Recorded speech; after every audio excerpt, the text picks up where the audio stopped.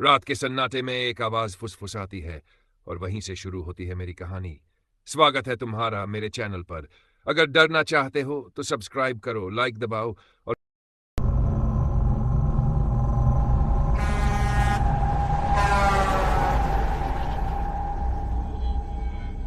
मेरा नाम जगदीश है और मैं पिछले कई सालों से ट्रक चलाता आ रहा हूँ। अभी थोड़े दिनों पहले मैंने आपकी कुछ कहानियां सुनी, तब मुझे लगा कि मैं भी अपनी कहानी आपसे शेयर करूंगा। ट्रक ड्राइविंग का काम काफी मुश्किल है। घंटों तक आपको बैठे रहना होता है, खाने पीने का कोई होश नहीं। लंबे सफर बहुत थका देने वाले होते हैं। ऊपर से सामान को सही सलामत एक जगह से दूसरी जगह लेके जाना अलग। रात में किसी वीराने और सुनसान हाईवे से होकर गुजरना कई जगह तो आपका गला सुखा देती हैं। मौसम चाहे जैसा भी हो, आपको सामान टाइम से ही पहुंचाना है। मैं हिमाचल की एक दवाई बनाने वाली कंपनी में काम करता हूं। जब मैं इस कंपनी में नया आया था, तब शुरू में तो मुझे डी शिफ्ट करनी होती थी। मैं सीख रहा था माल कहां से उठा के कहां पहुंचाना है वगैरह वगैरह। फिर जब मेरी कुछ और ट्रक ड्राइवर से बात हुई तो उन्होंने बताया ट्रक रात को चलाने में ज्यादा पैसे मिलते हैं। तब मैंने भी फैसला किया रात को माल डिलीवरी के लिए अपने मैनेजर से बात करता हूं। जब मैंने उससे बात की तो उसने कहा ठीक है, पर नाइट शिफ्ट फिर पूरे 15 दिनों की होगी। इस तरह से तुम्हारा रूटीन भी बन जाएगा। मैंने कहा हाँ, ये ठीक रहेगा। अब नाइट शिफ्ट जब शुरू की तो मुझे थोड़ा टाइम लगा ढलने में, क्योंकि मुझे आदत नहीं थी। मेरे सोने खाने पीने का टाइम टेबल बदल चुका था। फिर हफ्ते भर बाद मुझे लगने लगा कि रात को ट्रक चलाना ज्यादा सही है। एक तो ट्रैफिक नहीं मिलता और इस काम के पैसे भी ज्यादा मिल रहे हैं। रात में कंपनी की तरफ से एक हेल्पर ट्रक ड्राइवर के साथ भेजा जाता था। मेरे साथ भी अजीत नाम का एक हेल्पर था। अजीत के साथ उस दिन तो मेरी कोई खास बात नहीं हुई, क्योंकि हमें जहां माल डिलीवर करना था वो जगह ज्यादा दूर नहीं थी। हम दोनों जल्दी ही माल डिलीवर करके वापस भी आ गए थे। इसके बाद जब भी मैं रात को माल डिलीवर करने जाता, अजीत हमेशा मेरे साथ होता था। इतने दिनों से साथ काम करने के बाद इतना तो पता चल चुका था कि वो बंदा सही है। उसकी मजाक करने की आदत थी। सफर के दौरान मुझे कहानियां सुनाया करता था।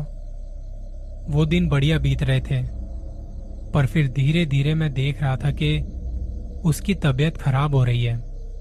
उसका काम में मन नहीं लगता। मैंने उसे कहा भाई, थोड़े दिनों की छुट्टी ले ले, अपनी सेहत का थोड़ा ख्याल रख। अजीत ने कहा अभी काम थोड़ा ज्यादा है और मालिक मुझे छुट्टी नहीं देगा। मैंने कहा भाई, काम तो तेरे से हो नहीं रहा, चल मैं बात करता हूं मालिक से। हम दोनों गए मालिक के कैबिन में। उसने भी अजीत की तबीयत देखी और कहा तू पहले किसी डॉक्टर को दिखा ले, जल्दी से ठीक होके आ जाइयो और कुछ जरूरत हो तो बताना। मालिक ने मुझसे भी कहा जब तक अजीत ठीक होके नहीं आ जाता, मेरे पास और कोई लड़का नहीं है तेरे साथ भेजने के लिए। काम ज्यादा है और हर कोई लगा हुआ है अपनी ड्यूटी करने में। मैंने मालिक को कहा कोई बात नहीं, मैं देख लूंगा। फिर अजीत को उसके घर छोड़ाया और मैं भी अपने घर के लिए निकल गया। अगले 2-3 दिनों तक मैं रात को अकेला ही निकलता था सामान डिलीवर करने के लिए। एक रात माल लोड करवाते वक्त मैंने देखा कि अजीत मेरी गाड़ी का शीशा साफ कर रहा है।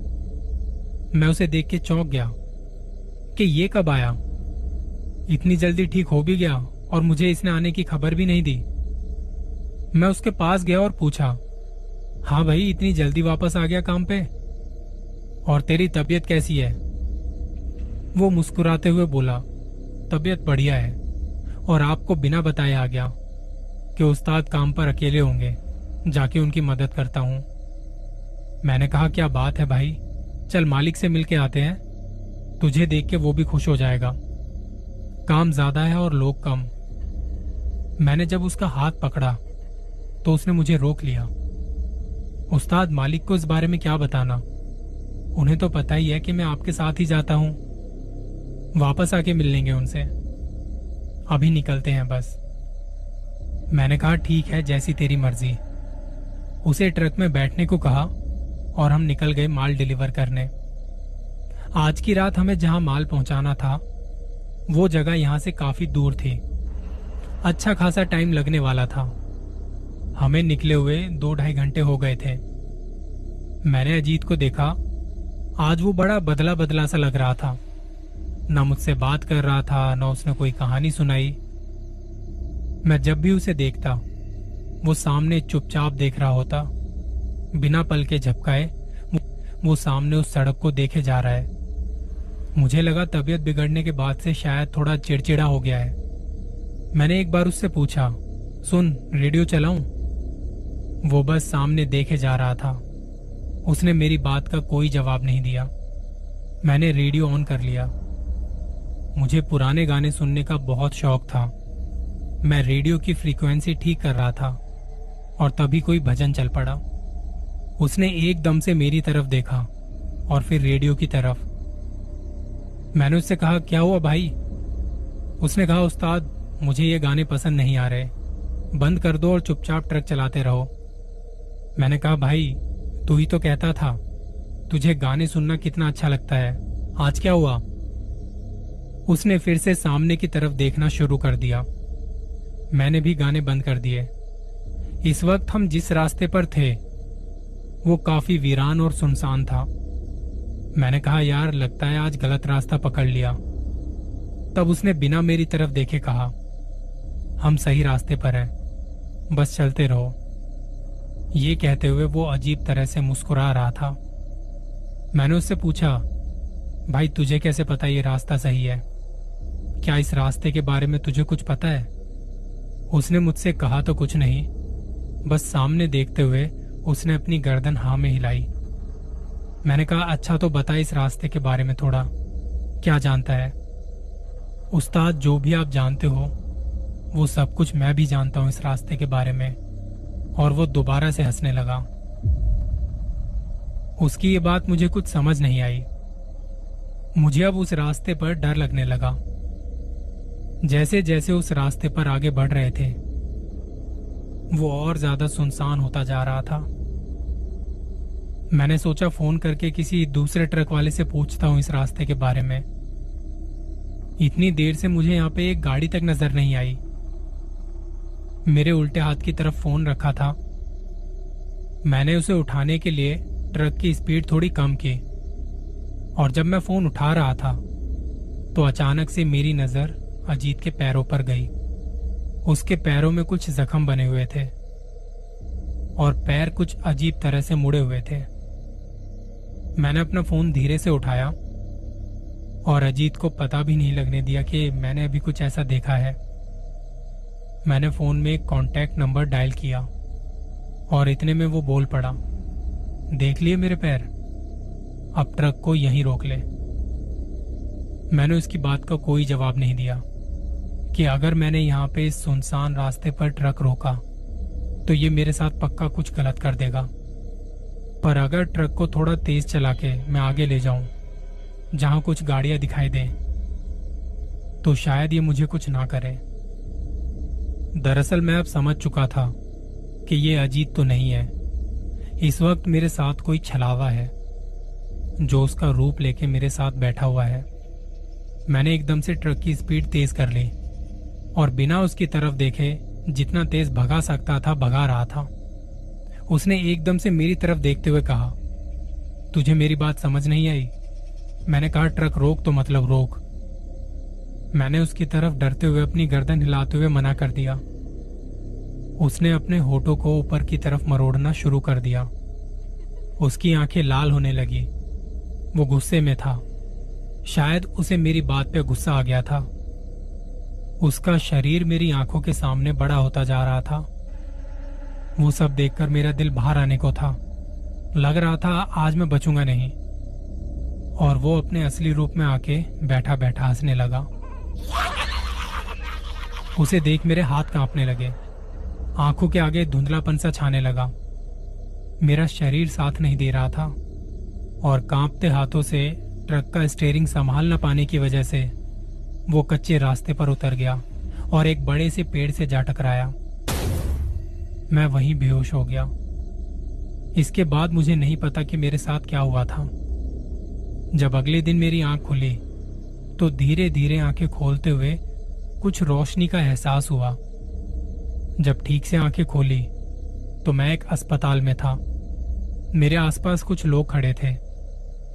बाहर डॉक्टर और नर्स को आवाज दी। वहीं पर मेरा मालिक खड़ा था और मेरे घर वाले भी। मालिक मेरे पास आया और पूछा, यह सब कैसे हुआ? तब मैंने उन्हें जो भी मेरे साथ घटा था वो सब बताया। मालिक ने मेरी बात सुनते ही कहा, अगर वो अजीत नहीं था तो फिर कौन था? और तुम्हारा एक्सीडेंट हुआ तो वो कहाँ गया? मालिक ने तभी अजीत के मोबाइल पर फोन करके पूछा कि अभी वो कहाँ है। मालिक मेरे सामने खड़े खड़े उससे बात कर रहे थे और अजीत ने उन्हें बताया कि वो तो अभी अपने घर पे है, उसकी तबीयत पहले से थोड़ी ठीक है। मैंने वहां खड़े लोगों से पूछा, मैं यहां कैसे आया?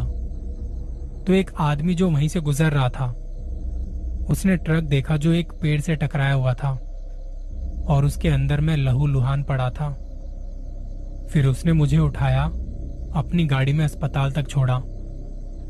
रास्ते में आते हुए पुलिस को भी इस बारे में बता दिया था। पुलिस वालों ने ट्रक की डिटेल्स निकाली और मेरे मालिक के पास फोन कर दिया। फिर मालिक ने मेरे घर वालों को बताया, तब ये लोग यहां आ गए।